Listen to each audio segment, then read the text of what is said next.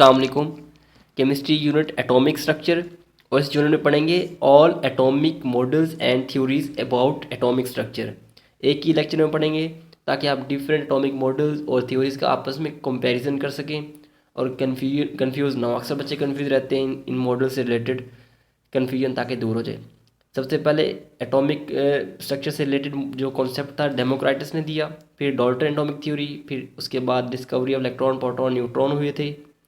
उसके बाद Thompson plum-pudding theory, उसके बाद था रदरफोर्ड एटॉमिक मॉडल, फिर उसके बाद मैक्स प्लैंक क्वांटम थ्योरी, उसके बाद नील बोहर एटॉमिक मॉडल क्या था, हैज़नबर्ग अनसर्टेनिटी प्रिंसिपल, और at the end Schrodinger wave equation, जिसके मुताबिक हम मॉडर्न एटॉमिक स्ट्रक्चर स्टडी करते हैं।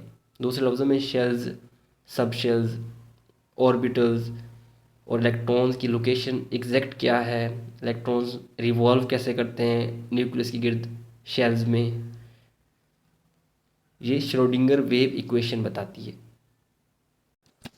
बारी बारी हर एक को पढ़ेंगे। श्रोडिंगर वेव इक्वेशन के मुताबिक क्वांटम नंबर्स भी हम पढ़ते हैं, इस पर मैं अलग से वीडियो बनाऊंगा क्योंकि इम्पोर्टेंट टॉपिक है इसलिए। ये discovery of electron proton and neutron, इस पे ऑलरेडी वीडियोस इसी यूट्यूब चैनल पे अपलोडेड हैं जिसका नाम इरफी इंस्टीट्यूट, आप वो भी देख सकते हैं। वो मैंने तीनों के बारे में डिटेल में पढ़ाया हुआ है, पहले वो भी समझ लें, देख लें तो ये ज़्यादा अच्छी तरह समझ आ जाएंगे। और चैनल को भी सब्सक्राइब कर दें ताकि आप मज़ीद और वीडियोस देख सकें और केमिस्ट्री अच्छी तरह समझ सकें।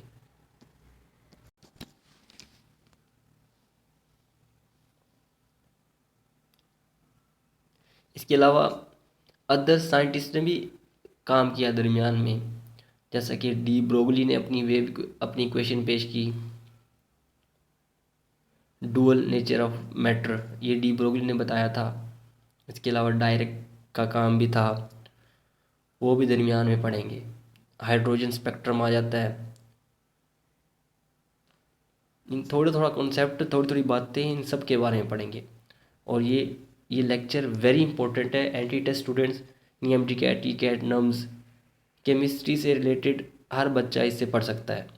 एफएससी यानी फर्स्ट ईयर क्लास के लिए इम्पोर्टेंट है, और मैट्रिक 9th क्लास के स्टूडेंट्स भी काफ़ी बेनिफिट ले सकते हैं इससे, और ये इम्पोर्टेंट टॉपिक है। सारे मॉडल्स एक ही लेक्चर में है। ये मॉडल और थ्योरीज पढ़ने से पहले ये बात सुन लें लाजमी कि प्रेजेंट अब हम जानते हैं कि एटम की स्ट्रक्चर कैसे है, ये अब हमें पता है। ये ऐसे तो हमें पता नहीं चल गया ना, मुख्तलिफ साइंटिस्ट ने अपना वर्क किया, उसके बाद ही जाके पता लगा है। अब हम जानते हैं कि एटम के सेंटर में न्यूक्लियस होता है और उसके बाहर शेल्स होते हैं। एटॉमिक स्ट्रक्चर लेक्चर मैंने पहले बनाया हुआ है, इंट्रोडक्टरी लेक्चर, उसमें मैंने बताया हो डिटेल से, आप वो देख लें तो क्लियर हो जाएगा।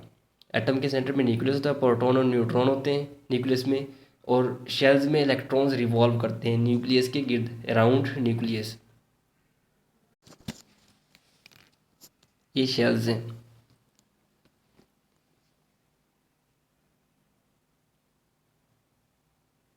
इसके अलावा इलेक्ट्रॉन्स हम जानते हैं कि 3D जो एटॉमिक स्ट्रक्चर है, इलेक्ट्रॉन्स 3 डायमेंशनल मूव करते हैं स्पेस में। इसके अलावा इलेक्ट्रॉन अपने एक्सिस के गिर्द भी रिवॉल्व करते हैं, अपने एक्सिस के गिर्द भी रिवॉल्व करते हैं, ये हम जानते हैं। ये कैसे सब कुछ होता है, ये जब सारे मॉडल्स पढ़ लेंगे, श्रोडिंगर वेव इक्वेशन में सारा कुछ पढ़ेंगे। ये spin quantum number, magnetic azimuthal principal, ये सारा उसमें पढ़ेंगे, फिर ज़्यादा क्लियर हो जाएगा।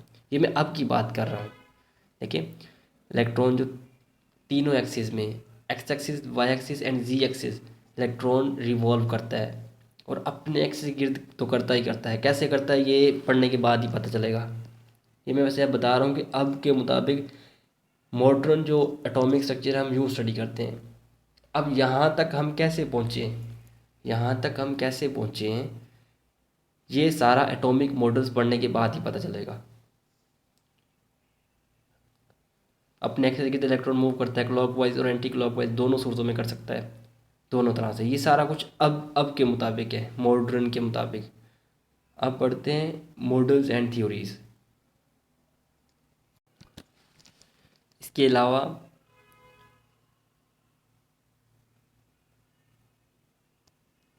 आहिस्ता आहिस्ता जो काम होता गया हिस्ट्री में मुख्तलिफ, उसके बाद अब जाके ये सारा कुछ आया हमारे सामने। साइंटिस्ट का वर्क है वो पढ़ेंगे, और उसके बाद अब ये मॉडर्न, ये बताने का मकसद ये था कि अब कहीं आप मिक्स ना कर दें।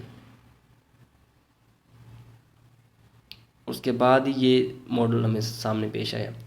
देखिए atomic structure models and theories. सबसे पहले देखिए डेमोक्राइटिस, ग्रीक फिलोसफर थे, ग्रीक फिलोसफर यूनानी फलसफी थे। इन्होंने क्या कहा था, इन्होंने एटॉमिक स्ट्रक्चर से रिलेटेड तो कुछ नहीं कहा था, इन्होंने एटम के बारे में ज़रूर बताया था। सबसे पहले एटम का वर्ड इन्होंने यूज़ किया। इन्होंने कहा था कि all matter is composed of the smallest indivisible particles. छोटे तरीन ज़रात, नाकाबिले तकसीम ज़रात, छोटे नाकाबिले तकसीम ज़रात से मैटर बना होता है, मादा बना होता है, जिनको एटम्स कहते हैं। इंट्रोडक्टरी लेक्चर में ये बातें हो चुकी हैं, आप वो भी देख सकते हैं। सारा मादा, तमाम कोई भी मैटर है, सपोज आप एग्जांपल देख लें गेट की, दरवाज़ा आपने देखा ही होगा, हर किसी के बाहर होता है, घर के बाहर होता है। अगर मैं इस गेट की, आप समझ लें गेट क्या है, एक मैटर है, दरवाज़ा एक मादा है, क्योंकि उसका कोई ना कोई वज़न होता है और वो जगह भी घेरता है, तो इसलिए हम कहेंगे मैटर की डेफिनेशन भी यही है, anything that occupy space and has mass is called matter. अब अगर मैं इस दरवाजे की कटिंग करता जाऊँ, इसको छोटे छोटे पीसेस में काटूँ, ये छोटे छोटे पीसेस नहीं बन जाएंगे, इन छोटे छोटे पीसेस को बोलेंगे एटम्स, और दोबारा अगर इन पीसेस को जोड़ता जाऊँ तो दरवाज़ा बन जाएगा। दरवाज़ा क्या था, मैटर, ये छोटे छोटे पार्टिकल्स हैं, इनको एटम्स बोलेंगे। मैटर और एटम में उम्मीद है डिफरेंस समझ आ गया होगा। अब ये जो छोटे छोटे पार्टिकल्स इंडिविजिबल, इन्होंने कहा था कि इंडिविजिबल होते हैं, मतलब इनको मज़ीद डिवाइड नहीं कर सकते। और इन्होंने एटम के वर्ड एटमोस, मतलब ग्रीक वर्ड से डिराइव किया गया है एटमोस, जिसका मतलब होता है इंडिविजिबल। इंडिविजिबल ये इन्होंने एटम के बारे में बताया था, एटॉमिक स्ट्रक्चर से रिलेटेड इन्होंने कुछ नहीं बताया था, ये बताना ज़रूरी था, इस वजह से मैंने बताया। अब नेक्स्ट है डाल्टन एटॉमिक थ्योरी। इन्होंने एटॉमिक स्ट्रक्चर के बारे में बताया था। क्या कहा था इन्होंने, ये पीछे दोबारा देखें, एटमोस इंडिविजिबल, ये किन का काम था, डेमोक्राइटिस ने कहा था। हालांकि ये गलत है, हमें पता है एटम डिवाइड हो सकता है, डिविजिबल है, इलेक्ट्रॉन प्रोटॉन न्यूट्रॉन इसमें होते हैं, अदर सब एटॉमिक पार्टिकल्स भी होते हैं, बट फंडामेंटल तीन है। ये गलत है, इन्होंने गलत बताया था। ये ठीक था कि मैटर एटम से बना हुआ है, बट इंडिविजिबल वाली बात गलत थी। अब डाल्टन ने क्या कहा था, इन्होंने कहा था all matter contains atoms, atom smallest होता है, इंडिविजिबल, इन्होंने भी इंडिविजुअल कहा था, और एटम हार्ड होते हैं, डेंस होते हैं, और कोई भी एलिमेंट है उसके सारे एटम्स, हमें पता है एलिमेंट एटम से बना होता है, कोई भी एलिमेंट है उसके सारे एटम सेम होते हैं, आइडेंटिकल होते हैं। किस किस चीज़ में सेम होते हैं, साइज़ में, मैस में, केमिकल प्रॉपर्टीज़ में सेम होते हैं। ये डाल्टन ने कहा था, इन्होंने अपनी थ्योरी के पॉइंट्स में बताया था, जो पॉस्टुलेट्स थे डाल्टन की थ्योरी के, इन्होंने बताया था कि कोई भी एलिमेंट है उसके सारे एटम साइज़ में, मैस में, केमिकल प्रॉपर्टीज़ में सेम होते हैं। हालांकि ये बात गलत है। हम जानते हैं कि अगर एक एलिमेंट के सारे एटम्स का मैस इक्वल हो तो आइसोटॉप्स तो फिर फेल हो जाता है, मतलब आइसोटॉप्स का कॉन्सेप्ट तो हमें पता ही नहीं चलता।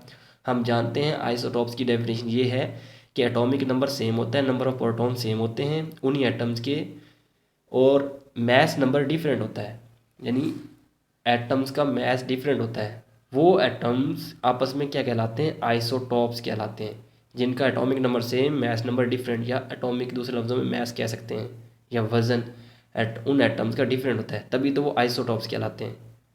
और दूसरी बात इन्होंने ये कही थी कि एटम इनडिविजिबल है, ये बात भी गलत है, रिजेक्ट हो जाती है।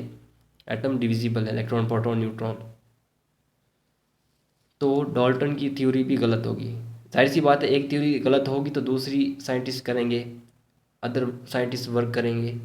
अब ये थ्योरी गलत होगी। अब डाल्टन थ्योरी के जो पास्टुलेट्स थे, ये देखें,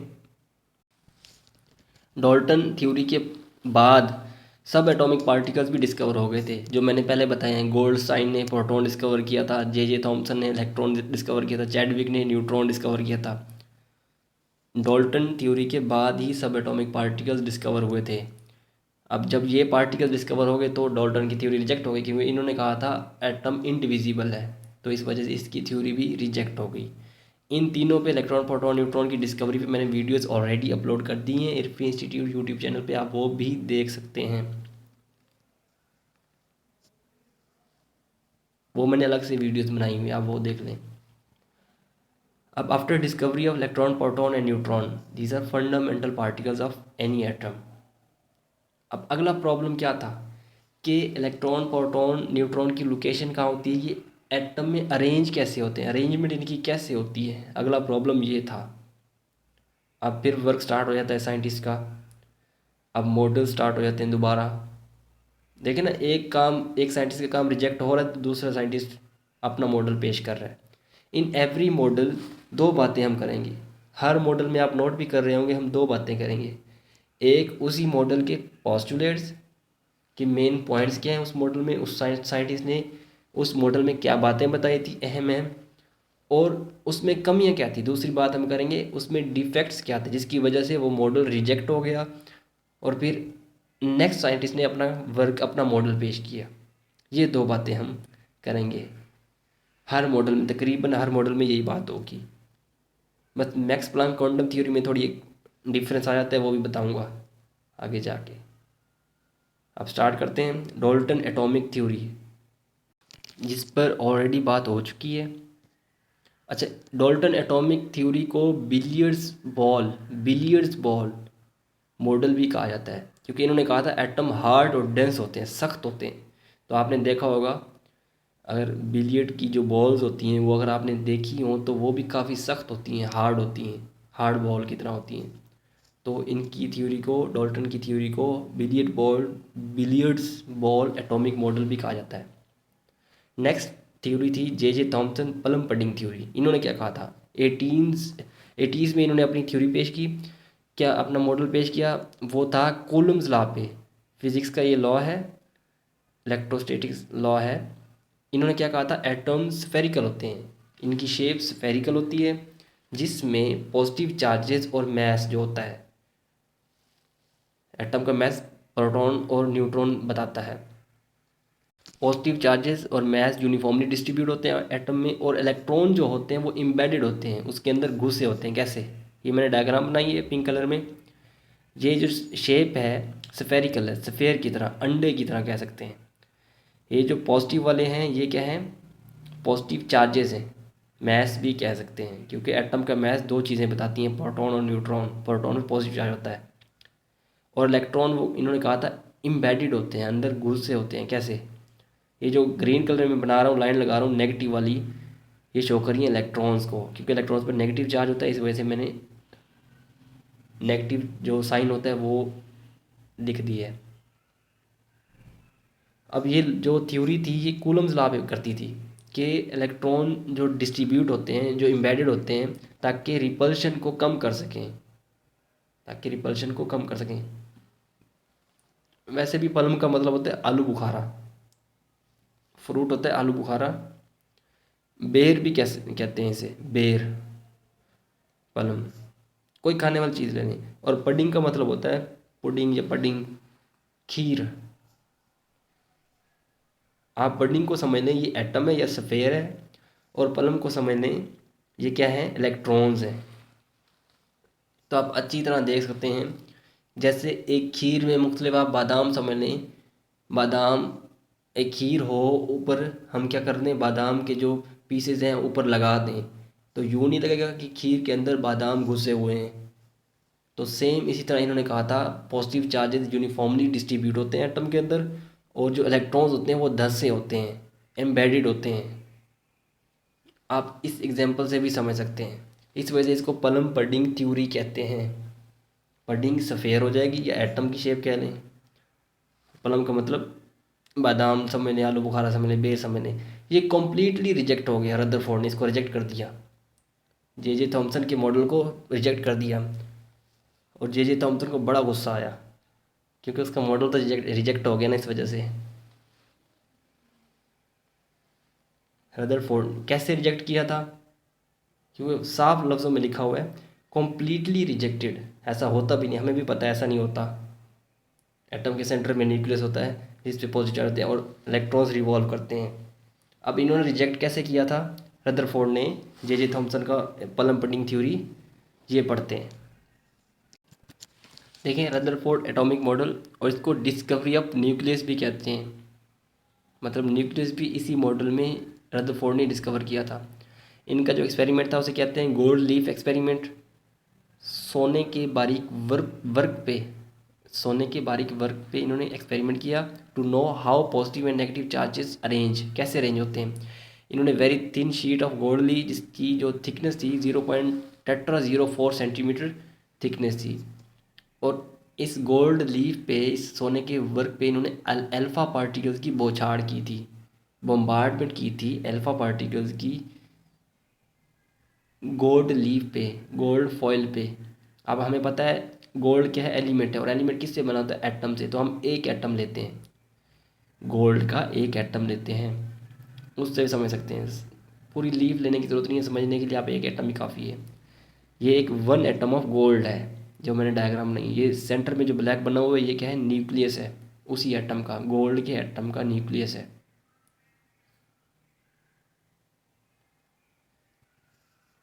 जिसे प्रोटॉन और न्यूट्रॉन होते हैं। न्यूट्रॉन पे कोई चार्ज नहीं होता, प्रोटॉन पे पॉजिटिव चार्ज होता है। इस वजह से हम न्यूक्लियस में पॉजिटिव से शो कर देते हैं न्यूक्लियस को।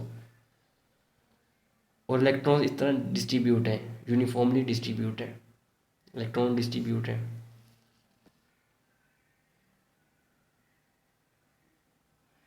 ये तो हमने अब के मुताबिक लिखा है ना, सेंटर में क्या है? पॉजिटिव चार्ज है। उस वक्त जब इसने एक्सपेरिमेंट किया था तब पता लग गया था कि सेंटर में ही होता है, इस वजह से मैंने सेंटर में ही बनाया है। आपको पता है अल्फा पार्टिकल्स को हीलियम न्यूक्लियस कहते हैं, He2 पॉजिटिव सैंपल होता है, और ये पॉजिटिव पार्टिकल्स होते हैं।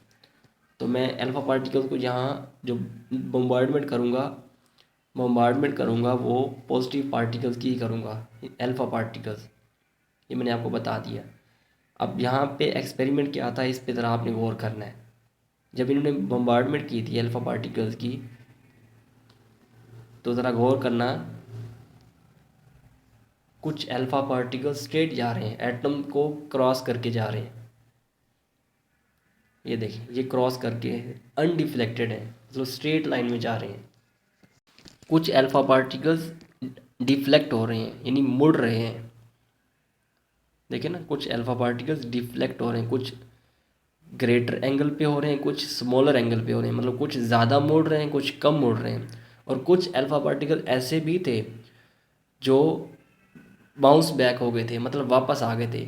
जैसे एक बॉल को अगर दीवार पे मारें, टेनिस बॉल को, वो दीवार से टकरा के वापस आ जाती है क्योंकि दीवार हार्ड होती है, सख्त होती है। इस वजह से कुछ अल्फा पार्टिकल्स टकरा के वापस आ गए थे उस एटम से।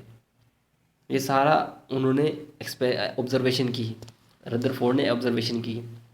ये आप देख भी सकते हैं, बुक से भी पढ़ सकते हैं, नोट्स बनाते जाएं तो ज़्यादा अच्छी बात है। ये मैंने लिख दिए कौन कौन से पार्टिकल्स डिफ्लेक्ट हो रहे हैं, कौन कौन से अनडिफ्लेक्ट, मतलब स्ट्रेट चले गए, सीधे चले गए, डिफ्लेक्ट नहीं हुए, मुड़े नहीं। कुछ सीधे चले गए, कुछ बाउंस बैक हो गए थे। मैनी जो पार्टिकल्स थे वो स्ट्रेट चले गए थे, सीधे गुजर गए थे। बहुत कम मुड़े थे, बहुत कम, ज़्यादा एंगल पे मुड़े थे, बहुत कम कम एंगल पे मुड़े थे, और बहुत कम सेंटर से टकरा के वापस आ गए। ये सारा उन्होंने ऑब्जर्व किया। अब ऑब्जर्वेशन क्या थी? Almost all particles straight undeflected, मुड़े नहीं थे, सीधे चले गए थे।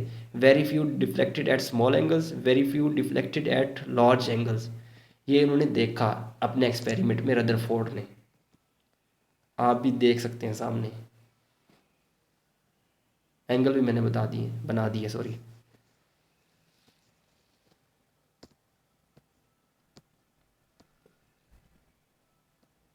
Bounce back, few bounce back मतलब वापस मुड़ गए थे। अब इन्होंने कंक्लूजन्स क्या निकाली थी, नताइज क्या निकाले थे अपने एक्सपेरिमेंट से? कोई ना कोई नतीजा भी तो निकाला होगा ना। मोस्ट अनडिफ्लेक्टेड क्या मतलब क्या है, स्ट्रेट लाइन में जो गुजर गए थे, कि एटम का बहुत सारा वॉल्यूम, एटम की बहुत सारी जगह क्या होती है, खाली होती है, एम्प्टी होती है। फ्यू डिफ्लेक्टेड स्लाइटली, कुछ कम एंगल पे मुड़े थे। क्या मतलब है कि एटम के सेंटर में कोई पॉजिटिव चार्ज है जिसकी वजह से मुड़ गए हैं, क्योंकि पॉजिटिव पॉजिटिव को रिपेल करता है, सॉरी, पॉजिटिव पॉजिटिव को रिपेल करता है। Few bounce back, nucleus hard होता है, इसकी वजह ये है, जो बाउंस बैक हुए हैं इसकी वजह ये है। फ्यू डिफ्लेक्टेड के साइज ऑफ न्यूक्लियस स्मॉल होता है, क्योंकि कुछ ही मुड़े थे ना, इस वजह से। Electrons are not stationary, electrons रुके नहीं होते बल्कि वो रिवॉल्व करते हैं। और ये भी इन्होंने ही बताया था कि नंबर ऑफ प्रोटॉन्स एक न्यूट्रल एटम में नंबर ऑफ इलेक्ट्रॉन्स के बराबर होते हैं। और except electron other particles are called nucleons, यानी प्रोटॉन और न्यूट्रॉन को न्यूक्लियन भी कहते हैं, न्यूक्लियन नंबर। ये आप एक्सपेरिमेंट में देख भी सकते हैं।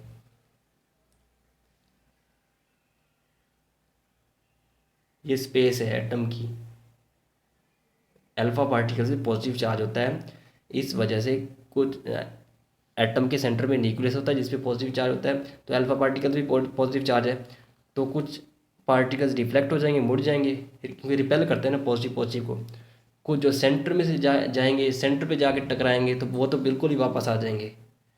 कुछ न्यूक्लियस के थोड़ा सा किनारे से टकराएंगे, वो डिफ्लेक्ट हो जाएंगे, मुड़ जाएंगे। और एटम का न्यूक्लियस हार्ड होता है काफ़ी, ये भी इन्होंने बताया था। रदरफोर्ड का जो मॉडल था प्लानिटरी मॉडल था, सिमिलर टू सोलर सिस्टम, जिसके मुताबिक nucleus surrounded by tiny electrons. ये रदरफोर्ड ने पेश किया प्लानिटरी मॉडल, इसी पे बेस करता था, रदरफोर्ड ने ये पेश किया। बट इस मॉडल में भी डिफेक्ट्स थे, कमियां थी। वो क्या थी वो आप देख सकते हैं। इसको पढ़ने से पहले, डिफेक्ट्स को पढ़ने से पहले एक और थ्योरी थी मैक्सवेल की। इन्होंने बताया था कुछ अर्सा पहले कि charged particles revolving around a nucleus, जो कि इलेक्ट्रॉन है, under the influence of attractive force will emit radiations continuously. Continuously ये वर्ड याद रखना, कि कोई भी चार्ज पार्टिकल जैसा कि इलेक्ट्रॉन है, वो अगर न्यूक्लियस के गिर्द रिवॉल्व कर रहा है, तो अट्रैक्टिव फोर्स की वजह से वो कॉन्टीन्यूसली मुसलसल एनर्जी रिलीज करेगा, एमिट करेगा, रेडिएशंस एनर्जी कह सकते हैं, एमिट करेगा। अब रदरफोर्ड ने अपने कंक्लूजन में बताया था कि जो इलेक्ट्रॉन्स होते हैं वो स्टेशनरी नहीं होते, रुके नहीं होते, वो भी मुसलसल क्या करते हैं, हाई स्पीड से रिवॉल्व करते हैं न्यूक्लियस के गिर्द। रदरफोर्ड ने अपने कंक्लूजन में ये बात बताई थी। और हकीकत ये क्या है कि मैक्सवेल थ्योरी ने अपने बताया था, एक बात पहले बताई थी, स्टेटमेंट दी थी, कि कोई भी पार्टिकल है जो न्यूक्लियस के गिर्द रिवॉल्व करता है, वो कॉन्टीन्यूसली अपनी एनर्जी रिलीज़ करता है। कोई भी पार्टिकल है वो कॉन्टीन्यूसली एनर्जी रिलीज़ करता है। और मैक्सवेल की जो थ्योरी थी क्लासिकल थ्योरी थी, क्लासिकल थ्योरी। आप ज़रा गौर करना, अकॉर्डिंग टू क्लासिकल थ्योरी के मुताबिक electron revolving around nucleus, electron जो कि न्यूक्लियस के गिर्द रिवॉल्व कर रहे हैं, शुड कॉन्टीन्यूसली एमिट रेडिएशन या एनर्जी, उनको एनर्जी मुसलसल खारिज करनी चाहिए, जो कि मैक्सवेल की थ्योरी बता रही है। अगर मुसलसल एनर्जी खारिज हो रही है, मुसलसल एनर्जी रिलीज़ हो रही है, तो इलेक्ट्रॉन को न्यूक्लियस में क्या हो जाना चाहिए, गिर जाना चाहिए, फॉल कर देनी चाहिए। क्योंकि कोई भी पार्टिकल है अगर वो घूम रहा है, रिवॉल्व कर रहा है, मैक्सवेल की थ्योरी ये कहती है कि एनर्जी वो रिलीज़ करेगा, तो क्या होना चाहिए, इलेक्ट्रॉन को न्यूक्लियस में गिर जाना चाहिए। इस तरह तो एटम का स्ट्रक्चर ख़त्म हो जाएगा। आप इस डायग्राम से भी देख सकते हैं, ये इलेक्ट्रॉन है, ये सेंटर में न्यूक्लियस के गिर्द रिवॉल्व कर रहा है। जैसे जैसे रिवॉल्व कर रहा है, ये अपनी एनर्जी क्या कर रहा है, रिलीज़ करता जा रहा है, एमिट करता जा रहा है, रेडिएशंस कॉन्टीन्यूसली एमिट हो रही हैं। तो एक वक्त आएगा, एनर्जी ख़त्म हो जाएगी, इलेक्ट्रॉन न्यूक्लियस में फॉल कर जाएगा, गिर जाएगा, और एटॉमिक स्ट्रक्चर कोलैप्स हो जाएगा, ख़त्म हो जाएगा।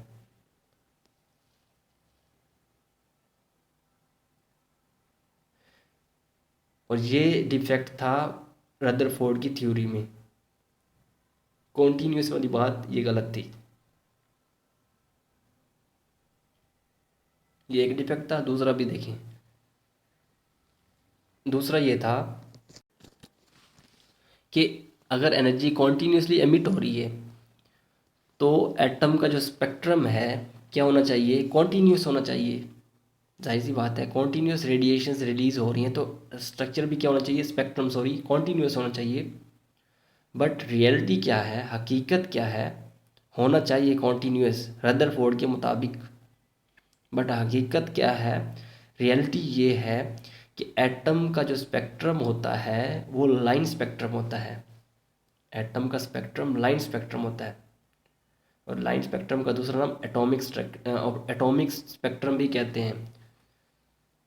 कॉन्टीन्यूस ये बात गलत थी, ये दूसरा डिफेक्ट था रदरफोर्ड के मॉडल में। अब ये भी नाराज़, इसका मॉडल भी रिजेक्ट हो गया। किसने किया था, who rejected this model, Rutherford model? Max Planck और बोहर ने। मैक्स प्लांक, बोहर का नाम आ जाता है इसमें, मैक्स प्लांक ने भी कहा था। ज़्यादा काम मैक्स प्लांक का ही है। इनकी वजह से रदरफोर्ड मॉडल ख़त्म। अब रदरफोर्ड गुस्सा है, ये दोनों खुश हैं। देखिए मैक्स प्लांक क्वांटम थ्योरी क्या थी। मैक्स प्लांक क्वांटम थ्योरी के मुताबिक ये एक रेवोल्यूशनरी थ्योरी थी, इनकलाब लाने वाली थ्योरी। इन्होंने क्या कहा था, 1900 में इन्होंने अपनी थ्योरी पेश की। इसके मुताबिक जो रेडिएशन होती है वो डिसकॉन्टीन्यूअस मैनर में रिलीज होती है। एनर्जी जो होती है डिसकॉन्टीन्यूअस मैनर में रिलीज होती है। रदरफोर्ड ने कहा था कॉन्टीन्यूअस, इन्होंने कहा था डिसकॉन्टीन्यूअस, जो कि गलत था। रदरफोर्ड गलत था, कॉन्टीन्यूअस नहीं होती, डिसकॉन्टीन्यूअस होती है। कैसे, energy travels in, according to Max Planck, energy travels in discontinuous manner composed of large tiny discrete units। कोई भी एनर्जी है, रेडिएशंस है, वो टाइनी डिस्क्रीट यूनिट्स की सूरत में सफ़र करती हैं, जिनको क्वांटा कहते हैं। सिंगुलर क्वांटम होता है, प्लूरल क्वांटा होता है। अब क्वांटा क्या होता है, ये एनर्जी एक फिक्स्ड अमाउंट होती है। इस वजह से इनको मैक्स प्लांक क्वांटम थ्योरी भी कहते हैं, क्वांटा की वजह से। क्वांटा क्या है ये देखें, क्वांटा इज फिक्स्ड और डेफिनिट अमाउंट ऑफ एनर्जी। एक फिक्स्ड एनर्जी की अमाउंट होती है। ये जब शेल्स के बारे में पढ़ेंगे तब आपको क्वांटम का पता लगेगा ये फिक्स्ड एनर्जी कैसे होती है। क्वांटिटी ऑफ एनर्जी, ये एनर्जी की मकदार होती है, जैसे 5 जॉल 3 जॉल, कोई भी क्वांटिटी कह सकते हैं, ये फिक्स्ड एनर्जी होती है। दूसरे लफ्ज़ में हर शेल की अपनी फिक्स्ड एनर्जी होती है, ये उसको भी डिनोट कर सकता है। और ये वेरी स्मॉल होती है, क्वांटम जो एनर्जी होती है वेरी स्मॉल होती है। इलेक्ट्रॉन वोल्ट में भी शो कर सकते हैं। इन केस ऑफ लाइट, रोशनी की सूरत में, विजिबल लाइट की सूरत में, क्वांटम ऑफ एनर्जी, जो एनर्जी की जो मकदार होती है उसको एक स्पेसिफिक नाम देते हैं, फोटॉन। जैसे एनर्जी के फोटॉन्स बोलते हैं।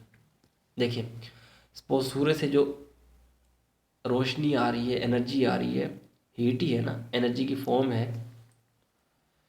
इन्होंने कहा था, मैक्स प्लांक ने कहा था, ये जो एनर्जी सन से आ रही है ये वेव पैकेट्स की फॉर्म में आ रही है, एनर्जी के पैकेट्स की फॉर्म में आ रही है।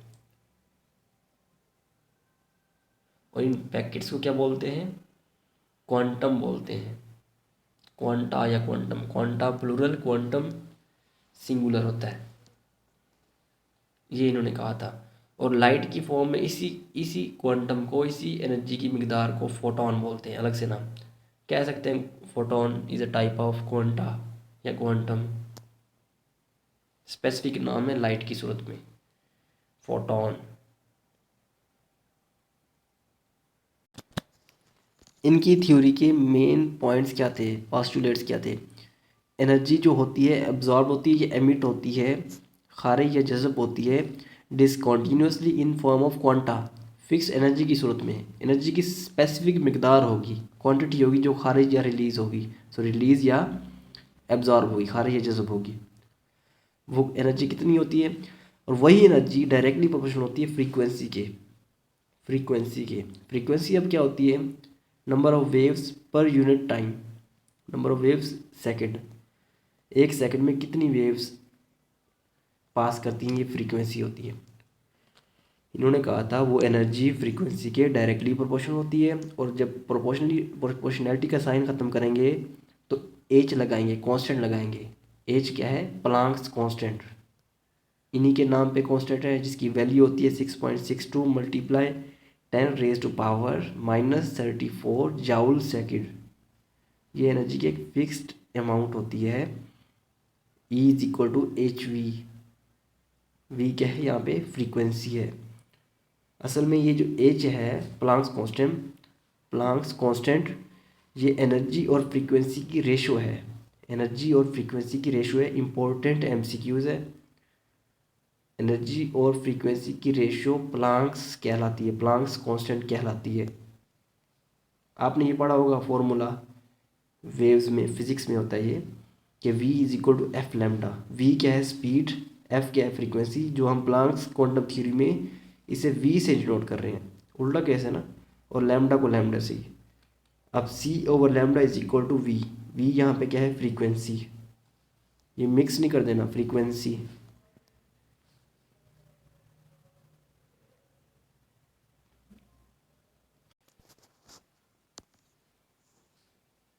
c यहाँ पे क्या है, स्पीड ऑफ लाइट है, c स्पीड ऑफ लाइट है, स्पीड ऑफ लाइट। और ये आइंस्टाइन ने अपनी इक्वेशन से निकाली थी, speed of light E is equal to m c square, Einstein equation. अब ये हमने पीछे फॉर्मूला पढ़ा, E is equal to h v यहाँ पे क्या थी, फ्रीक्वेंसी। ये प्लांक्स की इक्वेशन है, प्लांक्स इक्वेशन जो उन्होंने अपनी क्वांटम थ्योरी में पेश की। अब इससे मज़ीद रिलेशन बनाते हैं। देखिए अभी हमने v की जो वैल्यू निकाली है, c over lambda is equal to v यानी फ्रीक्वेंसी, यही वैल्यू पुट कर दें v की जगह पे राइट साइड पे, तो ये फॉर्मूला बन जाएगा E is equal to H c over lambda. आप खुद भी देख सकते हैं, खुद भी ये डिराइव कर सकते हैं। अब एनर्जी का एक और फॉर्मूला बन गया, E is equal to H c over lambda. ये वेवलेंथ के लिहाज से फॉर्मूला है, जिसमें वेवलेंथ का भी जिक्र आ रहा है। अब वेवलेंथ क्या होती है, distance between adjacent crest and troughs, उसका यूनिट एंगस्ट्रॉम, नैनोमीटर, पिकोमीटर इसमें करते हैं। 1 angstrom is equal to 10⁻⁻10 metre है, 1 नैनोमीटर 10⁻⁻9 मीटर है, 1 पिकोमीटर 10⁻⁻12 मीटर होता है। वेव नंबर क्या होता है, wave number of waves per unit length, और ये रेसिप्रोकल होता है लैम्डा के, यानी वेव लेंथ के वेव नंबर रेसिप्रोकल होता है। और reciprocal lambda is equal to 1 over wave number, और wave number is equal to 1 over lambda, ये वेव लेंथ। और इसके ऊपर बार है, इसको फ्रीक्वेंसी से मिक्स नहीं कर देना, फ्रीक्वेंसी के ऊपर बार नहीं है, इसके ऊपर बार है। अब वेव नंबर के लिहाज से फॉर्मूला बनाते हैं, लैम्डा की वैल्यू पुट कर दें जो कि 1 ओवर वेव नंबर है। अब डिवीजन के नीचे डिवीजन आ जाए तो नीचे वाली जो वैल्यू होती है ऊपर जाके मल्टीप्लाई होती है, याद रखना ये मैथ में है। अब क्या बन जाएगा एनर्जी का formula, E is equal to H C V bar जो ऊपर लिखी हुई है, यानी कि वेव नंबर। 3 फॉर्मूले बने हैं, वेवलेंथ के लिहाज से और वेव नंबर के लिहाज से। क्या है कि एनर्जी स्पीड ऑफ लाइट के directly proportional, energy wave number के भी डायरेक्टली प्रोपोर्शनल है, और एनर्जी वेव लेंथ के इन्वर्सली प्रोपोर्शनल है। एमसीक्यूज है, पूछे जा सकते हैं, याद रखने आपने तीनों। अब बोहर एटॉमिक मॉडल क्या था, Bohr atomic model Max Planck quantum theory होती है, उसमें कोई डिफेक्ट नहीं था, उसमें कोई डिफेक्ट नहीं था, बल्कि बोहर एटॉमिक मॉडल ने भी मैक्स प्लैंक क्वांटम थ्योरी को ही बेस बनाया था। Bohr atomic model was based on Max Planck quantum theory, उसमें कोई डिफेक्ट नहीं था। अब इन्होंने एक्सटेंसिव यूज़ किया था मैक्स प्लैंक क्वांटम थ्योरी को, बोर मॉडल ने एक्सटेंसिव यूज़ किया था। अब इसके पोस्टुलेट्स क्या थे, मेन पॉइंट्स क्या थे इस थ्योरी के, इस मॉडल के? इलेक्ट्रॉन रिवॉल्व्स करता है in circular fixed energy orbit and quantum number is assign to it. In fix जो एनर्जी होती है उसको क्वांटम नंबर असाइन किया जाता है, फिक्स एनर्जी ही क्वांटम होती है। Electron in particular orbit neither emits nor absorbs energy. एक ऑर्बिट में होगा ना तो एनर्जी रिलीज करेगा ना एब्जॉर्ब करेगा। एनर्जी इज एमिटेड और absorb only when electron jumps from one orbit to another. जब भी इलेक्ट्रॉन एक ऑर्बिट से दूसरे ऑर्बिट में मूव करेगा तभी एनर्जी रिलीज होगी, वरना नहीं होगी। कैसे? जब when electron jumps energy release और एब्जॉर्ब्ड, जो एनर्जी रिलीज होती है ये एब्जॉर्ब होती है, यानी कि एनर्जी का डिफरेंस। सपोज एक ऑर्बिट से दूसरे ऑर्बिट में गया है तो दोनों का जो डिफरेंस होगा वो एनर्जी रिलीज होगी या एब्जॉर्ब होगी। Del E is equal to E2 minus E1 is equal to HV, ये मैक्स प्लैंक ने बताया था। अब सपोज ये दो ऑर्बिट्स हैं, ये जो डायग्राम मैंने बनाई है एटम की, ये दो ऑर्बिट्स हैं, शेल्स हैं, ऑर्बिट्स को शेल्स भी कहते हैं। सपोज एक ऑर्बिट में 5 है, दूसरे ऑर्बिट में 3 है, तो इलेक्ट्रॉन एक ऑर्बिट से दूसरे ऑर्बिट में जाएगा तो एनर्जी का जो डिफरेंस होगा जो कि 2 आया है, ये एनर्जी क्या होगी, रिलीज होगी या एब्जॉर्ब होगी। अब रिलीज होगी या एब्जॉर्ब होगी इसका फैसला कैसे पता चल, मतलब इसके बारे में कैसा पता चलेगा, ये पॉइंट इंपॉर्टेंट है, गौर करना आपने कि एनर्जी इज एब्जॉर्ब्ड और released. Energy is absorbed when electron jumps from lower orbit to higher orbit, and energy is released when electron jumps from higher orbit to lower orbit। कैसे? इस पे गौर करना आपने। देखिए ये डायग्राम है एटम की, ये एक एटम की डायग्राम है। सेंटर में रेड से जो बनाया हुआ है सर्कल, ये न्यूक्लियस है एटम का, और ये जो बने हुए हैं शेल्स हैं। न्यूक्लियस में प्रोटॉन और न्यूट्रॉन होते हैं और शेल्स में इलेक्ट्रॉन्स रिवॉल्व करते हैं, इलेक्ट्रॉन्स मूव करते हैं शेल्स में। कितने होते हैं ये एंड में पढ़ेंगे, वैसे पहले में 2 होते हैं, उसमें 8, दूसरे में 8, फिर 18, फिर 32, इस तरह चलते जाते हैं। शेल्स में इलेक्ट्रॉन्स रिवॉल्व कर रहे हैं, मूव कर रहे हैं। अब वही कॉन्सेप्ट समझते हैं कि एनर्जी एमिट या एब्जॉर्ब कैसे होगी। हमें पता है न्यूक्लियस में पॉजिटिव चार्ज होता है, इसमें से मैंने पॉजिटिव से डिनोट कर दी है समझने के लिए।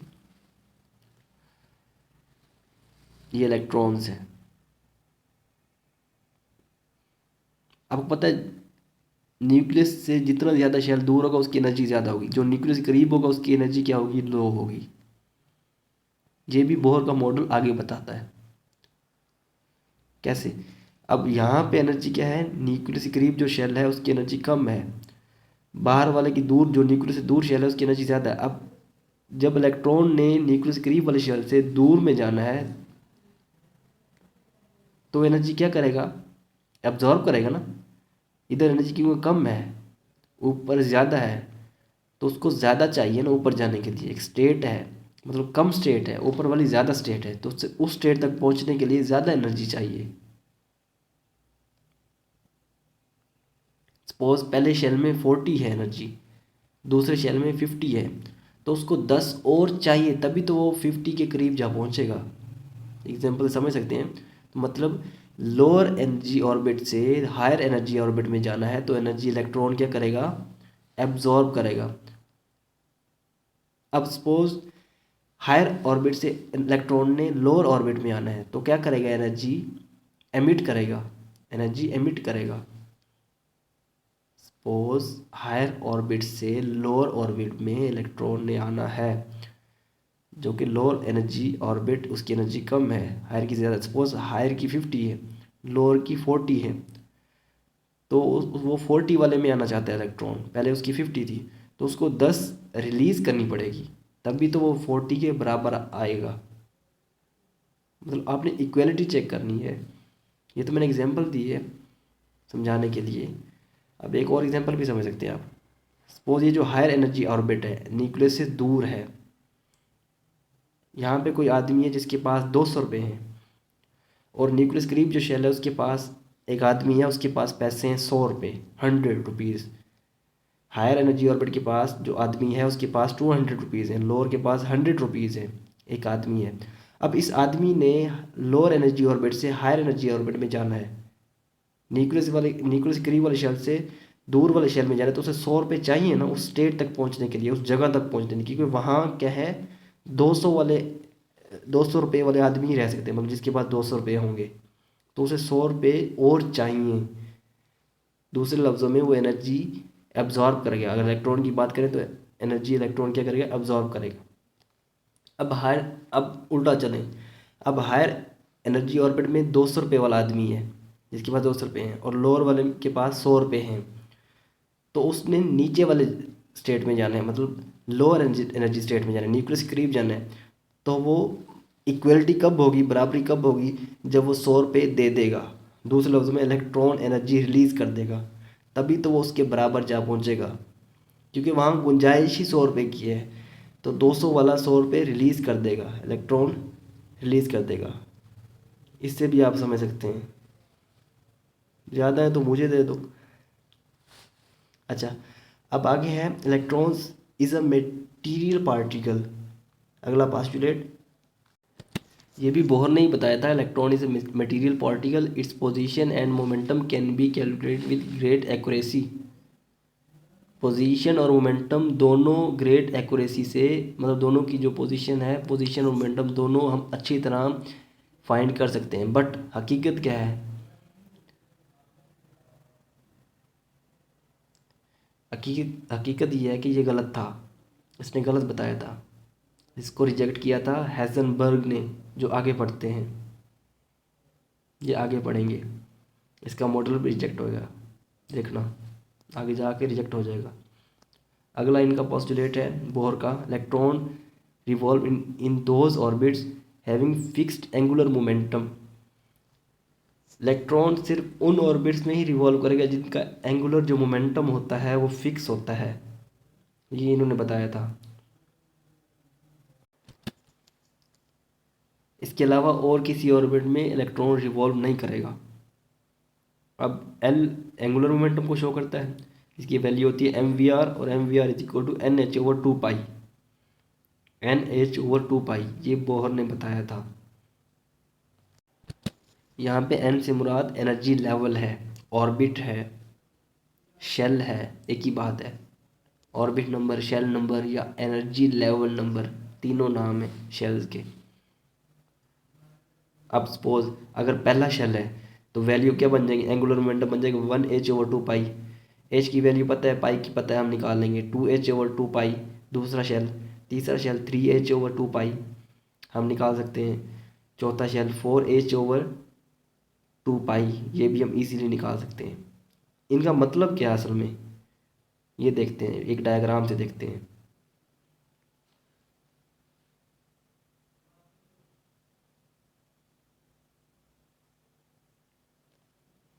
यही कहा था कि इलेक्ट्रॉन फिक्स्ड एनर्जी लेवल वाले जो एंगुलर मोमेंटम होता है उसमें रिवॉल्व कर सकता है और किसी में नहीं। इसका मतलब क्या है, मींस कि सपोज पहला जो एनर्जी लेवल है उसका एंगुलर मोमेंटम निकलता है सपोज 15, दूसरे का निकलता है 17, तो दरमियान में नंबर 16 आता है, तो 16 वाले में इलेक्ट्रॉन रिवॉल्व नहीं करेगा। इनका ये मतलब था। इस डायग्राम से भी आप समझ सकते हैं, डायग्राम से इजीली समझ सकते हैं। देखिए ये एक एटम है, पहला n=1 मतलब first orbit, first shell, first energy level, जिसका एंगुलर मोमेंटम कितना होता है आपको पता है, अभी निकाला है 1h/2 या h/2 की बात है। और दूसरा एनर्जी लेवल जो है ऑर्बिट है उसकी वैल्यू होती है 2h/2, 2h/2। अब क्या मतलब इनका कि इलेक्ट्रॉन इन दोनों के दरमियान नहीं होगा, इलेक्ट्रॉन इन दोनों के दरमियान नहीं होगा। वो मैंने एग्जांपल बताई है, सपोज दूसरे शेल का जो एंगुलर मोमेंटम 15 निकलता है, पहले शेल का निकलता है सपोज 12 निकलता है, तो दरमियान में जो है 13 और 14 आते हैं, उनमें इलेक्ट्रॉन रिवॉल्व नहीं करेगा। यही बात इन्होंने कही थी कि फिक्स्ड एंगुलर मोमेंटम होना चाहिए।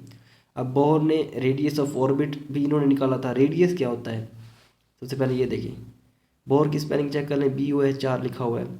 AR भी लिख सकते हैं, स्पेलिंग का कोई नहीं है, साइंस में चलता है, स्पेलिंग इतना ज़रूरी नहीं है। अब सपोज ये एटम है, सेंटर में पॉजिटिव चार्ज मतलब न्यूक्लियस। अब एक शेल से लेकर न्यूक्लियस के दरमियान जो फासला होता है, डिस्टेंस होता है, सेंटर से लेकर टू एनी सर्कमफेरेंस तक, अगर सर्कल की बात करूँ तो ये रेडियस होता है।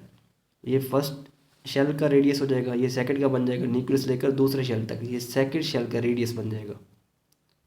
ये नील बोहर ने रेडियस भी बताया था, मुख्तलिफ ऑर्बिट्स का, मुख्तलिफ शेल्स का, मुख्तलिफ एनर्जी लेवल्स का, जो कि फार्मूला क्या था, इस फार्मूले से हम डिराइव कर सकते हैं। वैसे डेरिवेशन बुक में दी हुई है, इधर करता तो लंबा हो जाता, आप बुक से भी देख सकते हैं, समझना ज़रूरी है, सारी डेरिवेशन ही है, इजीली आप वहाँ से देख सकते हैं।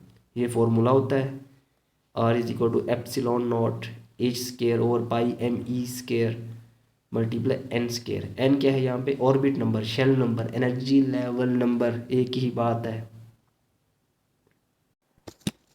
फॉर्मूला क्या बताता है आपको कि R डायरेक्टली प्रोपोर्शनल है n स्केयर के, मतलब रेडियस डायरेक्टली प्रोपोर्शनल है शेल नंबर के। जितना शेल दूर होता जाएगा, शेल नंबर आता जाएगा, उतना रेडियस बढ़ता जाएगा। मतलब जो न्यूक्लियस करीब शेल है उसका रेडियस कम होगा, जो दूर है उसका ज़्यादा, उसका उससे ज़्यादा, और n स्केयर के बराबर होगा, मतलब उसके डबल स्केयर के जितना ज़्यादा होगा। ये देखेंगे आपको जब मैं वैल्यूज़ निकालूंगा फिर आप अंदाज़ा लगाएंगे। ये कांस्टेंट क्वांटिटी है, ε0 h square over pi me square, ये कांस्टेंट क्वांटिटी है, कांस्टेंट है। इसकी वैल्यू होती है, आप सॉल्व करने के बाद देख सकेंगे, 0.529 ε0, और इसको डिनोट करते हैं A0 से, A0 से। तो मैं इस तरह लिख सकता हूँ इसी फॉर्मूले को, R=A0 n स्केयर, क्योंकि A0 की वैल्यू क्या है, ε0 h स्केयर और पाई me स्केयर, ये भी एक कांस्टेंट है। R=A0 n स्केयर, ये फॉर्मूला मैंने आप लिख दिया। अब इसके मुताबिक वैल्यूज़ निकालते हैं। A0 की वैल्यू क्या है, अभी मैंने पीछे बताई है, 0.529 एंगस्ट्रॉम, और n स्केयर वैसे के वैसे। अब पहला शेल ले लें।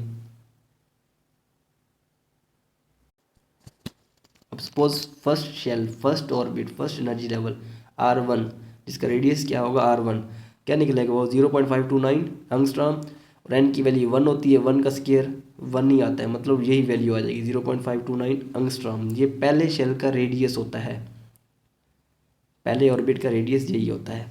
सेकंड ऑर्बिट का हम निकाल लेंगे उसी तरह 0.529 एंगस्ट्रॉम, और सेकंड ऑर्बिट है तो 2 आ जाएगा, 2 का स्केयर 4, 4 को 0.529 से मल्टीप्लाई करेंगे, जो जवाब आएगा क्या आता है 2.11 एंगस्ट्रॉम। थर्ड का आता है 0.529 एंगस्ट्रॉम मल्टीप्लाई 3 का स्केयर क्या आ जाएगा 9 होता है। सॉल्व करने के बाद इन दोनों को मल्टीप्लाई करेंगे 9 को 0.529 एंगस्ट्रॉम से, तो आ जाएगा जवाब 3 का स्केयर 9 होता है। ये मैंने स्केयर भी खोल के लिख दिया है, हो सकता है बच्चे कंफ्यूज ना हो जाए। दोनों को मल्टीप्लाई करने के बाद जवाब आएगा 4.75 एंगस्ट्रॉम। इसी तरह R4, चौथे शेल का रेडियस, चौथे ऑर्बिट का रेडियस, चौथे एनर्जी लेवल का जो रेडियस है वो क्या आता है 8.4 एंगस्ट्रॉम। पांचवे का 13.22 एंगस्ट्रॉम, 22 एंगस्ट्रॉम सॉरी।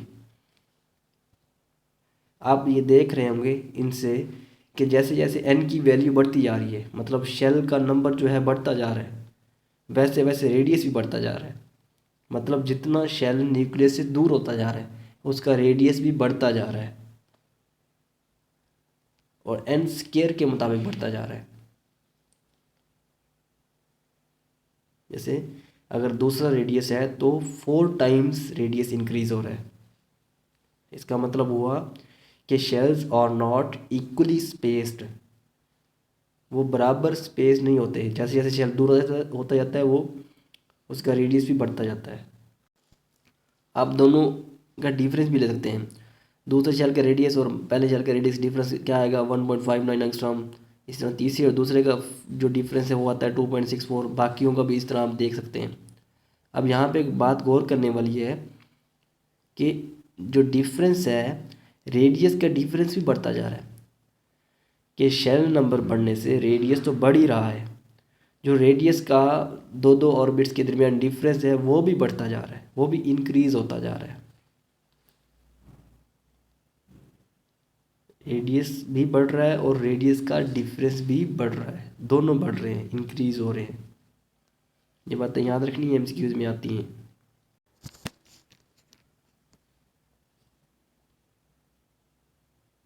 इम्पोर्टेंट है काफ़ी। आगे देखें,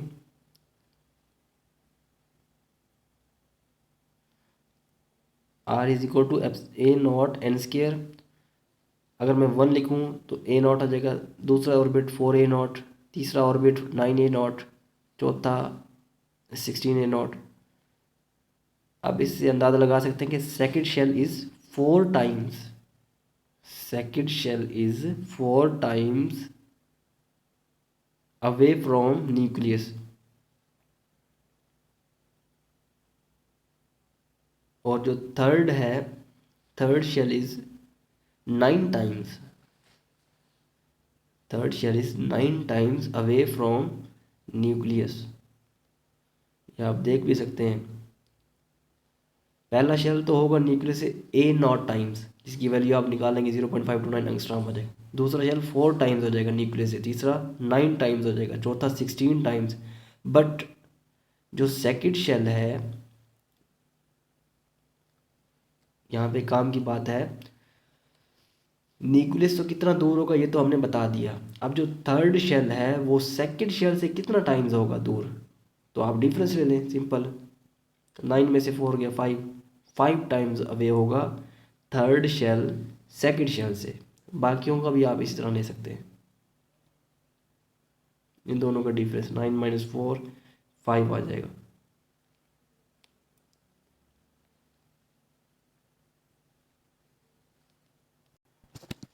और सेकंड फर्स्ट से 3 टाइम्स होगा अवे, 4 नहीं 3 टाइम्स, इसको सही कर लेना। एनर्जी ऑफ रिवॉल्विंग इलेक्ट्रॉन, ये भी बोहर ने बताई कि किसी भी एन ऑर्बिट में एनर्जी जो होती है -13.31 किलोजोल पर मोल, किलोजोल किलोजाउल पर मोल, ये एनर्जी होती है। अगर एन की वैल्यू 1 लिखूँ तो -13.1 किलो जाउल पर मोल, ये आ जाएगी एनर्जी। फर्स्ट शेल में कितनी एनर्जी होती है, इसी तरह सेकंड में कितनी होगी -13.3 और नीचे सेकंड तो 2 का स्क्वायर 4 आ जाएगा, डिवाइड करेंगे -328 किलो जाउल पर मोल। इसी तरह इन्फिनिटी पे जब इलेक्ट्रॉन न्यूक्लियस के अट्रैक्शन से दूर निकल जाएगा तब कितनी होगी, divide infinite something divided by infinity, तो जवाब 0 आता है। चाहे 1000 को भी इन्फिनिटी से डिवाइड कर दो जवाब 0 ही आएगा। क्या मतलब है इसका, कि electron is free from nucleus, electron nucleus की हद से बाहर निकल गया है, इन्फिनिटी बहुत दूर पहुंच गया है, इसका मतलब ये है। काम की बात है, नोट करो, नोट। इलेक्ट्रॉन इन्फिनिटी के, इसका मतलब ये है कि इलेक्ट्रॉन पे न्यूक्लियस का कोई इफेक्ट ही नहीं है, न्यूक्लियस की हद से बाहर निकल गया है, तभी तो उसकी एनर्जी क्या है, 0 हो गई है, 0 किलो जाउल पर मोल। इस डायग्राम, काम की डायग्राम है, समझना है आपने। सपोज ये हाइड्रोजन एटम है जो कि नील बोहर ने बताया, इसने काम हाइड्रोजन एटम पे ही किया, बाकियों पे इसका कोई काम नहीं था। मोनो इलेक्ट्रॉनिक सिस्टम था इसका, यानी ऐसे एटम्स या आइंस जिनके पास एक इलेक्ट्रॉन होगा। अब ये शेल्स हैं, N1 N2 N3 शेल्स के नंबर हैं, पहला दूसरा तीसरा चौथा पाँचवा छठा सातवां। पहले शेल की जो एनर्जी होती है -13.31 किलो जाउल पर मोल, लिख सकते हैं आप, बुक से भी देख सकते हैं। दूसरे शेल की होती है -328 किलो जाउल पर मोल, तीसरे की -145 किलो जाउल पर मोल। यूनिट में साथ नहीं लिख रहा, बार बार लिखना।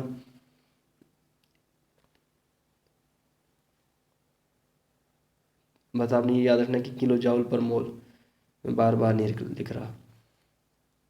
अब आप देख रहे होंगे कि जैसे जैसे एन की वैल्यू बढ़ती जा रही है, यानी शेल का नंबर बढ़ता जा रहा है, इलेक्ट्रॉन न्यूक्लियस से जितना दूर होता जा रहा है, राइट। क्या मतलब है इसका, जैसे जैसे एन की वैल्यू बढ़ती जा रही है, एनर्जी क्या हो रही है, ऑर्बिट्स की जो एनर्जी है वो क्या हो रही है, एनर्जी भी बढ़ती जा रही है। ज़रा गौर करना, -2 ज़्यादा होता है, -3 कम होता है, -4 उससे भी कम होता है। माइनस में जो वैल्यू होती है वो क्या होती है, जो बड़ी हो वो छोटी बन जाती है, जो छोटी हो वो बड़ी बन जाती है, याद रखना। अगर -4 लिखा हो ना एक साइड में, -2 लिखा हो तो मतलब -4 छोटा है, अगर ये +4 होता तब तो ये बड़ा ही होता। माइनस में वैल्यू उल्ट हो जाती है, जो क्वांटिटी कम होती है वो ज़्यादा बन जाती है। तो आप ये देख भी सकते हैं, ऊपर जाते हो माइनस में कम होती जा रही है, मतलब एनर्जी बढ़ती जा रही है। फॉर्मूला बता रहा है एनर्जी इन्वर्सली प्रोपोर्शनल है एन स्क्वायर के, मतलब फॉर्मूले के मुताबिक एनर्जी बढ़ेगी तो एन की वैल्यू क्या होगी, कम होगी। मतलब अगर शेल न्यूक्लियस के करीब है तो उसकी एनर्जी क्या होनी चाहिए, ज़्यादा होनी चाहिए। बट आप ये पॉजिटिव साइन यहाँ पे देखें, यहाँ पे ये काम उल्ट हो जाएगा। गौर करना, यहाँ पे जो इन्वर्स रिलेशन है वो डायरेक्ट रिलेशन बन जाएगा। ठीक है, ये बात याद रखना। माइनस वाला जो काम है इसका ये रोल होगा कि एन की वैल्यू जैसे जैसे बढ़ेगी, फॉर्मूले के मुताबिक एन की वैल्यू बढ़ेगी तो एनर्जी कम होगी। बट हकीकत में क्या होगा, क्योंकि माइनस साइन की वजह से जितना शेल बढ़ दूर होता जाएगा एनर्जी भी बढ़ेगी, एनर्जी भी बढ़ेगी, क्योंकि माइनस में जो वैल्यू कम होती है वो वैसे इंक्रीज होती है।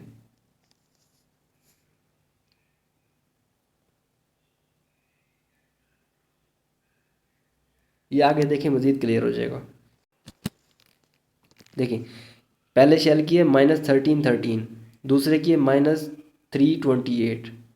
वैसे तो नंबर कम होता जा रहा है, -328 कम होता है 1313 से। ऊपर फिर इस तरह -145, एंड पे पाँचवें शेल की है -52।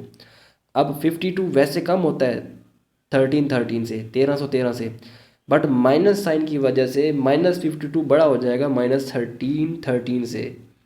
1313 कम हो जाएगा, स्मॉल हो जाएगा -328 से, और बाकी भी इसी तरह। मतलब कि एन की वैल्यू बढ़ती जा रही है तो एनर्जी बढ़ती जा रही है। उस साइन से आपने कंफ्यूज नहीं हो जाना। और इस तरह इन्फिनिटी पे, मतलब बहुत आगे शेल पे जाके एनर्जी ज़ीरो हो जाती है, और आपको पता है ज़ीरो ज़ीरो -1000 से भी बड़ा होता है। ये नंबर लाइन है, आप इससे देख सकते हैं। राइट साइड पे पॉजिटिव वाली वैल्यूज़ होती हैं, लेफ्ट साइड पे नेगेटिव वाली वैल्यूज़ होती हैं। देखिए सपोज 0 के राइट साइड पे 1 2 ये प्लस वाले हैं सारे, माइनस और लेफ्ट साइड पे क्या है, माइनस वाले। सपोज मैं इसी एनर्जी के मुताबिक ही लिख देता हूँ, जैसे -1313 आ जाएगा, इधर पीछे क्या आ जाएगा, -328 आ जाएगा।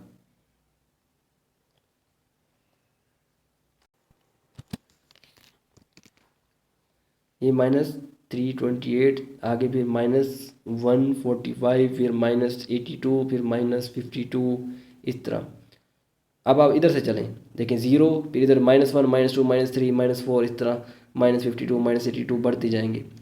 नंबर तो बढ़ते जा रहे हैं, बट माइनस में जो वैल्यूज़ हैं वो दूर होती जा रही है, मतलब कम होती जा रही हैं। आप देख सकते हैं, चाहे -1,00,000 भी क्यों ना आ जाए ना, तब भी वो ज़ीरो से छोटा है, ज़ीरो से छोटा है। माइनस में जो वैल्यूज़ होती हैं वो कम होती हैं।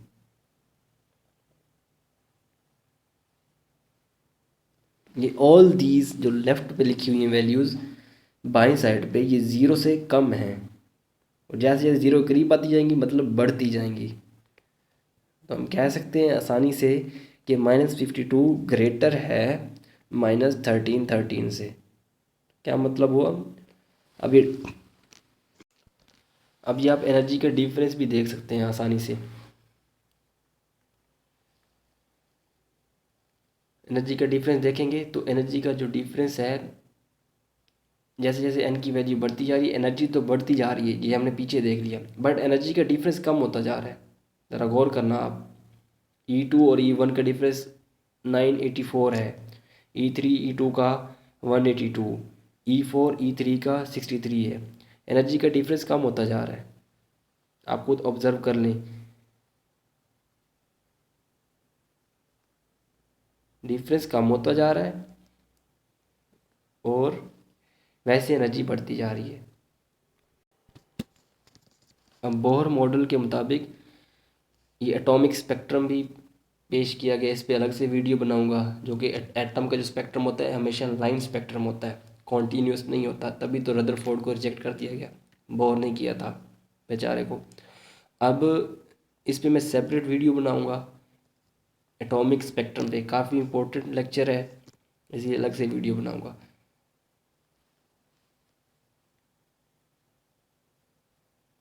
ये सारा वर्क किसका था? बोर का। काफ़ी काम किया इसने, फिर भी इसका मॉडल रिजेक्ट हो गया। अब इसमें क्या डिफेक्ट्स थे, इसमें क्या कमियां थी, क्या खामियां थी जिसकी वजह से इसको भी रिजेक्ट कर दिया श्रोडिंगर ने, सॉरी हैज़नबर्ग ने, श्रोडिंगर ने नहीं, हैज़नबर्ग ने।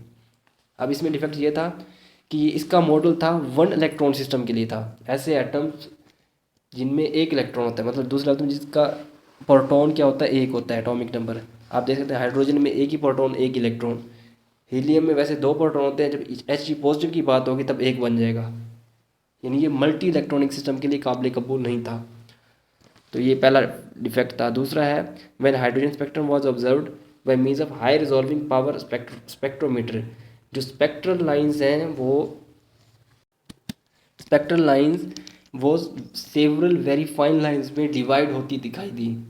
दूसरे लफ्जों में शेल्स सब शेल्स में, सब शेल्स ऑर्बिटल्स में। तो ये भी बोहर ने नहीं बताया था, ये भी उनका डिफेक्ट, जहाँ पे भी बोहर फेल। 4-5 हैं इनके डिफेक्ट्स। तीसरा था बोहर ने कहा था ये जो ऑर्बिट्स होते हैं वो सर्कुलर होते हैं, गलत बात। हकीकत ये है कि ऑर्बिट्स स्फेरिकल होते हैं, इलिप्टिकल, स्फेयर की शेप में, अंडे की शेप की तरह के। और इसमें 3 डायमेंशनल सिस्टम होता है, ये इलेक्ट्रॉन 3 डायमेंशनली मूव करते हैं स्पेस में। जो बोर के मुताबिक मॉडल क्या था, फ्लैट था, बट हकीकत में 3D है, 3 डायमेंशनल है। बोर ने जीमन इफेक्ट और स्टार्क इफेक्ट के बारे में कुछ नहीं बताया। जीमन इफेक्ट क्या होता है, स्टार्क इफेक्ट क्या होता है? जीमन इफेक्ट जब हाइड्रोजन के एक्साइटेड एटम्स को मैग्नेटिक फील्ड में रखा जाता है तो इसकी जो स्पेक्ट्रल लाइंस होती हैं, जो सेवरल लाइंस होती हैं वो दिखाई देती हैं, डिवाइड हो जाती हैं मैनी सेवरल लाइंस में, स्पेक्ट्रल लाइंस में फर्दर डिवाइड हो जाती हैं। ये आगे पढ़ेंगे श्रोडिंगर वेव इक्वेशन में। इस तरह इलेक्ट्रिक फील्ड में भी ऐसे ही होता है, जो स्पेक्ट्रल लाइंस होती हैं वो डिवाइड हो जाती हैं सेवरल अदर लाइंस में। ये दोनों जीमन और स्टार्क इफेक्ट, इन दोनों का ताल्लुक मैग्नेटिक और इलेक्ट्रिक फील्ड से है। बोहर ने इनके बारे में कुछ नहीं बताया, ये यहाँ पे भी बोहर फेल। फिर इन्होंने बताया था इलेक्ट्रॉन इज़ मटेरियल, ये पहले भी बात हो चुकी है बोहर के पास्टुलेट्स में। इन्होंने कहा था, बोहर ने कहा electron is a material particle जिसकी पोजीशन और मोमेंटम, दो बातें, पोजीशन और मोमेंटम को हम डिटरमाइन कर सकते हैं फुल एक्यूरेसी के साथ, ग्रेटर एक्यूरेसी के साथ। बट हकीकत क्या है, हैज़नबर्ग ने इसको फेल कर दिया। हैज़नबर्ग ने कहा एक काम हो सकता है, दो इकट्ठे नहीं हो सकते, एक काम हो सकता है। हैज़नबर्ग खुश, बोहर गुस्सा, इसका मॉडल रिजेक्ट हो गया। हैज़नबर्ग ने अनसर्टेनिटी प्रिंसिपल अपना इंट्रोड्यूस करवाया, पेश किया और बोहर को रिजेक्ट कर दिया। अब हैज़नबर्ग अनसर्टेनिटी प्रिंसिपल क्या कहता है, इसने एक इक्वेशन बताई, फॉर्मूला बताया, इक्वेशन फॉर्मूला एक ही बात, डेल एक्स डॉट या multiply del p greater than and equal to H/4π, ये इन्होंने फॉर्मूला बताया था। आप greater than and equal to के साइन को समझ लीजिए, इक्वल का साइन है सपोज। अब डेल एक्स डेल पी के साथ मल्टीप्लाई हो रहा है या डेल पी डेल एक्स के साथ मल्टीप्लाई हो रहा है, राइट साइड पे जाके जब वैल्यू दूसरी साइड पे जाती है तो मल्टीप्लाई हो रही है तो डिवाइड हो जाती है, डेल पी यहाँ पे आके डिवाइड हो जाएगा। आप यूँ देख लें, डेल एक्स इन्वर्सली प्रोपोर्शनल है डेल पी के। अब डेल एक्स और डेल पी क्या चीज़ें हैं, इक्वेशन फार्मूला पता लग गया। इस रिलेशन को याद रखें और इसको आगे समझें। डेल एक्स होता है अनसर्टेनिटी, सर्टेन का मतलब यकीन होता है, अनसर्टेनिटी का मतलब गैर यकीनी, अनसर्टेनिटी इन पोजीशन। और डेल पी का मतलब है uncertainty in momentum, uncertainty in momentum. ये दोनों हैं इनका मतलब, डेल एक्स और डेल पी का मतलब। अब समझते हैं ये प्रिंसिपल कहता क्या है। ये प्रिंसिपल ये कहता है कि इन दोनों का रिलेशन आपस में इन्वर्स है। यहाँ पे समझें कि अगर अनसर्टेनिटी बढ़ा दें पोजीशन में अनसर्टेनिटी क्या कर दें, अगर इंक्रीज कर दें, if uncertainty is increased in position then momentum, जो अनसर्टेनिटी होती है, मोमेंटम की अनसर्टेनिटी क्या होती है, डिक्रीज हो जाती है, कम हो जाती है। अनसर्टेनिटी डिक्रीज हो जाती है, अनसर्टेनिटी डिक्रीज हो जाती है। एक की अनसर्टेनिटी इंक्रीज हो रही है, दूसरे की डिक्रीज हो जाएगी। दूसरे लफ्ज़ों में डेल पी डिक्रीज हो जाएगी। दूसरे लफ्ज़ों में अगर पोजीशन की अनसर्टेनिटी इंक्रीज हो रही है और मोमेंटम की अनसर्टेनिटी डिक्रीज हो रही है, तो मैं यूँ भी तो कह सकता हूँ सर्टेनिटी क्या हो रही है, इंक्रीज हो रही है। अन का उल्ट क्या हो जाएगा, अनसर्टेनिटी का उल्ट सर्टेनिटी। अगर अनसर्टेनिटी डिक्रीज हो रही है तो सर्टेनिटी क्या हो जाएगी, इंक्रीज हो जाएगी। और सर्टेनिटी को समझ लें आप यकीन, मैं सर्टेन का मतलब यकीन होता है। क्या मतलब कि हमें यकीन हो जाएगा कि अगर पोजीशन का हमें पता नहीं चल रहा तो मोमेंटम का तो आसानी से पता चल जाएगा। हमें यकीन हो जाएगा, हमें पता लग जाएगा कि अगर पोजीशन पता नहीं चल रही तो मोमेंटम पता आसानी से चल जाएगा।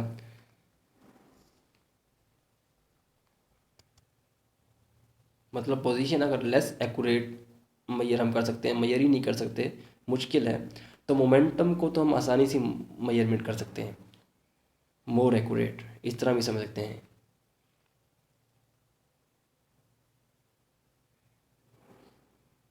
और इसी तरह वाइस वर्सा, पोजीशन का पता, इलेक्ट्रॉन की पोजीशन का पता नहीं लग रहा बट मोमेंटम का तो पता लग रहा है ना, कि पोजीशन की अनसर्टेनिटी इंक्रीज हो रही है, इसकी मोमेंटम की अनसर्टेनिटी डिक्रीज हो रही है। दूसरे लफ्ज़ों में सर्टेनिटी इंक्रीज हो रही है, मतलब यकीन है हमें, हम पता लगा सकते हैं। और वाइस वर्सा, अगर मोमेंटम की अनसर्टेनिटी इंक्रीज हो रही है तो पोजीशन की क्या हो जाएगी, डिक्रीज। दूसरे लफ्ज़ों में पोजीशन की हमें, पोजीशन हम आसानी से बता सकते हैं। इसकी भी लिमिटेशन थी, इसमें भी डिफेक्ट थे कि only for microscopic bodies, not for macroscopic bodies. जैसे कि इलेक्ट्रॉन, प्रोटॉन, न्यूट्रॉन के लिए तो ये था, बट बड़े जो पार्टिकल्स होते हैं, मैक्रोस्कोपिक बॉडीज़ होती हैं, उनके लिए ये कबूल नहीं था।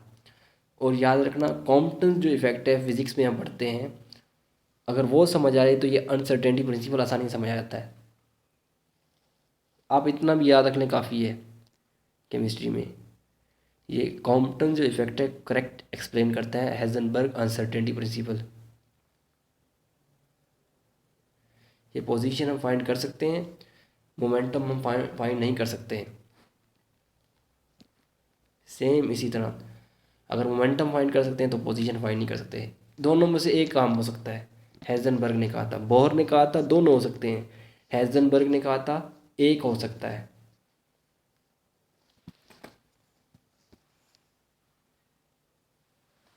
अब प्रॉब्लम क्या था,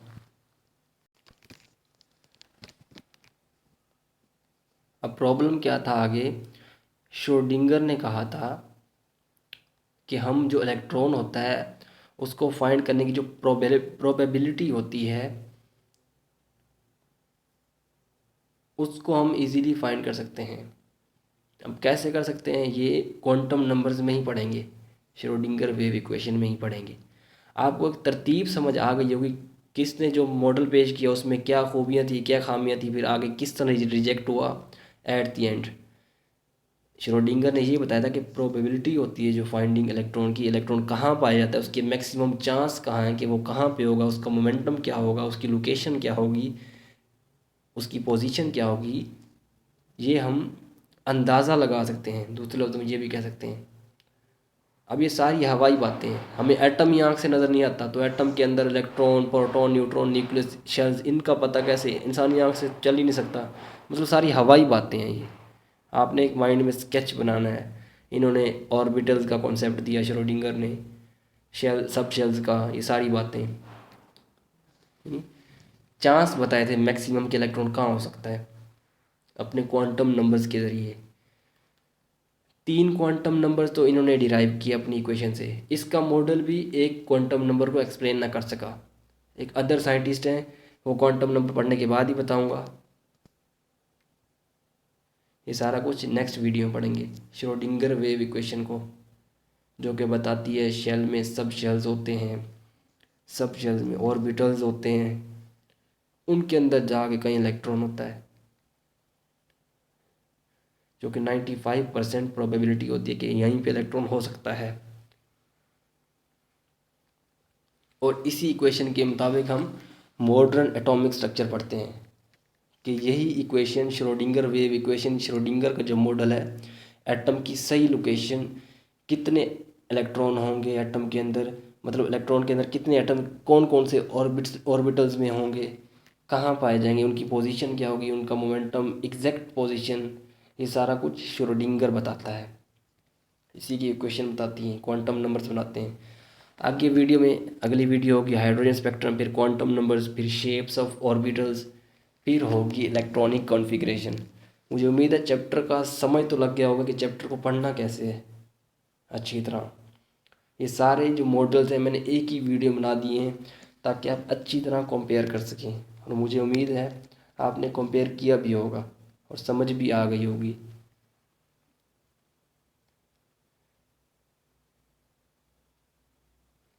वीडियो अच्छी लगी हो तो लाइक कर दें, अपने फ्रेंड्स से शेयर भी कर दें, ताकि और बच्चों का भी फ़ायदा हो सके, उनकी कन्फ्यूजन्स भी दूर हो सकें, उनके कॉन्सेप्ट्स भी अच्छे हो सकें। और सब्सक्राइब नहीं किया तो वो भी कर दें। And thank you for watching.